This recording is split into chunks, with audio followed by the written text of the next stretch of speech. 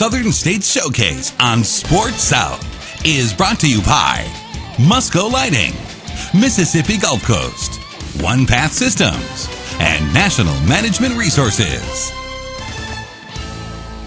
From Atlanta, Georgia, welcome to another edition of the Southern States Showcase. I'm your host, John Nelson, alongside my co-pilot, Maria Taylor. Good to have you back. Great to be back, John. Now, everything happens in March. You're talking conference tournaments, postseason tournaments. Everyone has pieces of paper that they have fun with at the office, and the Southern States Conference is no different. Absolutely. That means basketball championships are right around the corner, and we've got a lot of that coming up today, John. And I hear that you kind of have the inside scoop on everything that's basketball championships. Yeah, the championships for the Southern States Athletic Conference, they were in Rome, Georgia at the Forum, and it's time to take a look at who came out on top and who's heading to Kansas City and Jackson, Tennessee. Men's championship hitting Southern Poly, coming into the game at 23-8, going up against Emmanuel College, who worked their way through the entire week, coming into the game at 25-7. Southern Poly in the first half had leads as big as 11 points, but Emmanuel cut it to 8 at the break, 43-35. First half shooting numbers practically identical,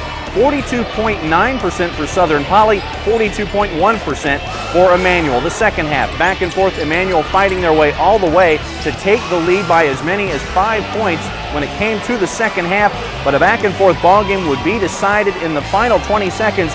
Southern Poly having problems from the free throw line on the day, at one point missing 4 straight, 19 for 32 on the game for Southern Poly, and it would come back to haunt them. Emmanuel hangs on for the win, 67-63 over Southern Poly. A very special night for Emmanuel College and head coach T.J. Rosine.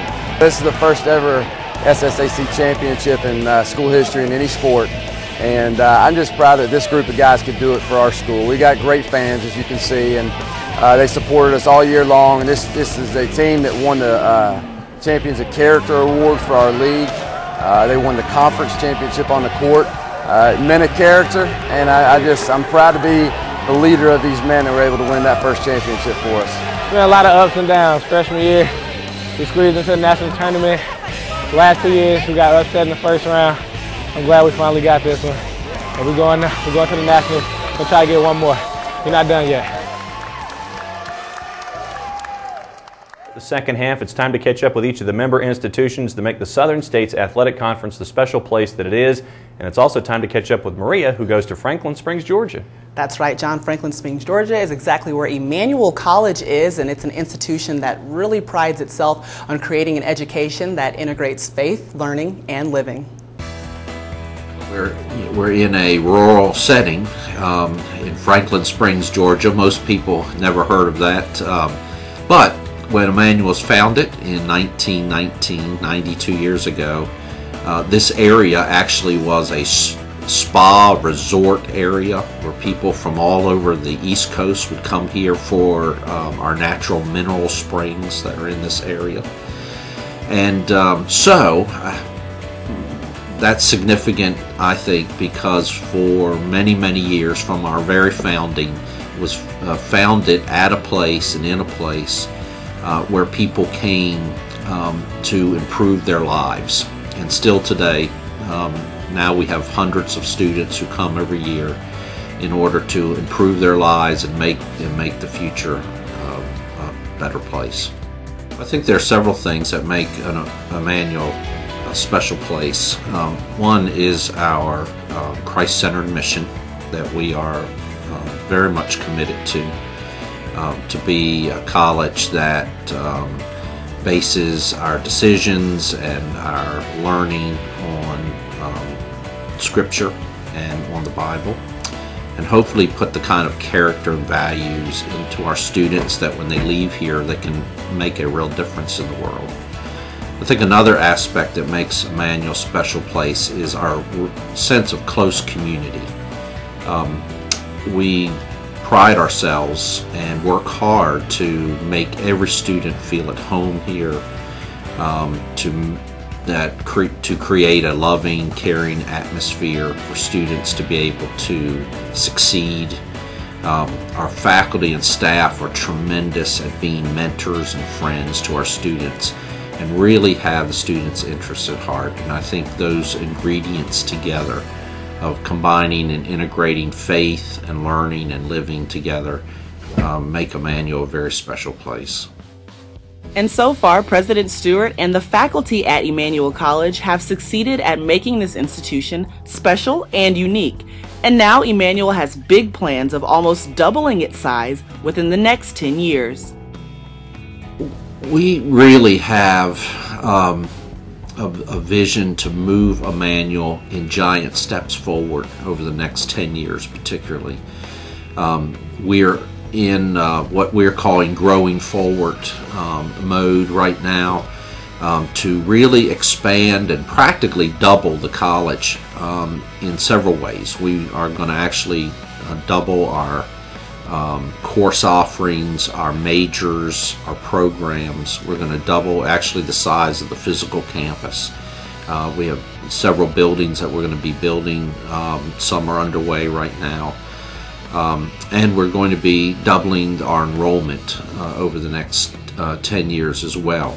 It's all part, we believe, of our vision and our mission to invite more and more students into what we think is a well-kept secret here in Northeast Georgia. And we want more students to be able to experience what we think we have here at Emmanuel College.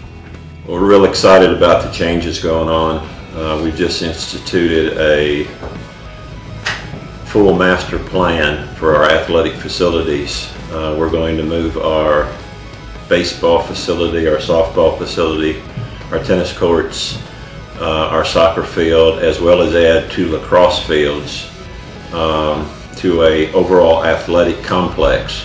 Included with that, which we are going to eventually put on our soccer field, will be an athletic facility that will house our basketball arena, our men's and women's volleyball arena, 8 bowling alleys, a fitness area both for students and athletes, and we'll also have included in that an indoor aquatic center, which will have an indoor pool that we hope to use eventually for competitive swimming. Obviously, we don't think Emmanuel's only about facilities, but the idea of having facilities for our students has created a lot of excitement, both in the community as well as in our recruiting. One of the reasons we're adding the facilities is we're going to consistently add a number of sports each year. Next year, we've already decided to add men's and women's cross-country and track. We've hired a coach in place for that.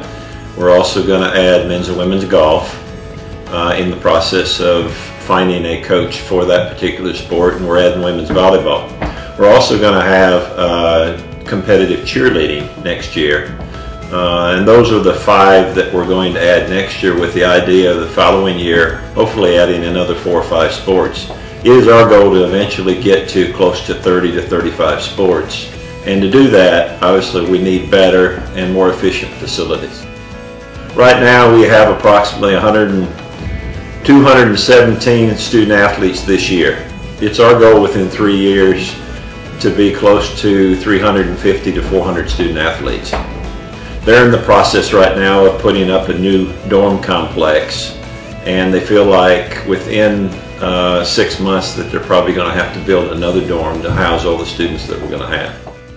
Nicely done, Maria. And as we talked about earlier in the show, they get their first postseason bid when it comes to basketball, and there are a lot of things shaking out at Emmanuel right now. Yeah, and you know they'll have that new basketball gym sooner or later, and that hasn't stopped any of the fans from showing up. I saw so many pictures with just that gym jam-packed full of people that were excited about Emmanuel basketball, and I think that's something that's special. You know, that close community that comes out and really supports that program, so I'm so happy that they got a bid to the NAIA tournament. And they also showed up at the Forum in Rome to support their squad there as well, and I know that they'll be making their way toward Kansas City, Missouri. Nicely done. We'll catch back up with you in a second.